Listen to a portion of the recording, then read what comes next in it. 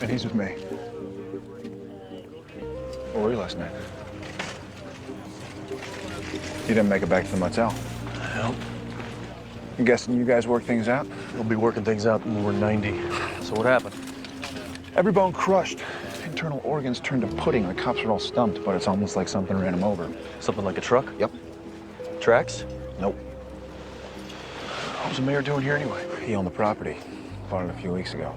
Yeah, but he's white. Doesn't fit the pattern. Killings didn't happen up on the road. That doesn't fit either.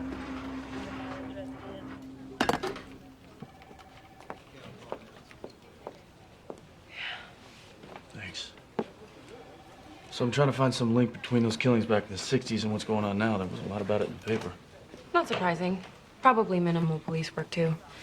Back then, equal justice under the law wasn't too literal around here.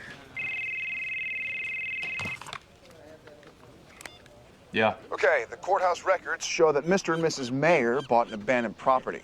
The previous owner was the Dorian family for like 150 years. Dorian? Yeah. Didn't you say the Dorian family used to own this paper? Along with most everything else around here. Real pillars of the town. Right. It's interesting. What? This Cyrus Dorian, he vanished in April of '63.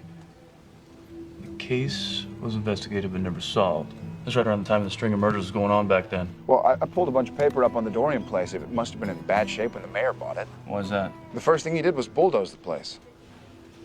Mayor Todd knocked down the Dorian place? It was a big deal. One of the oldest local houses left. He made the front page. You got a date? The 3rd of last month. Mayor Todd bulldozed a Dorian family home on the 3rd. The first killing was the very next day.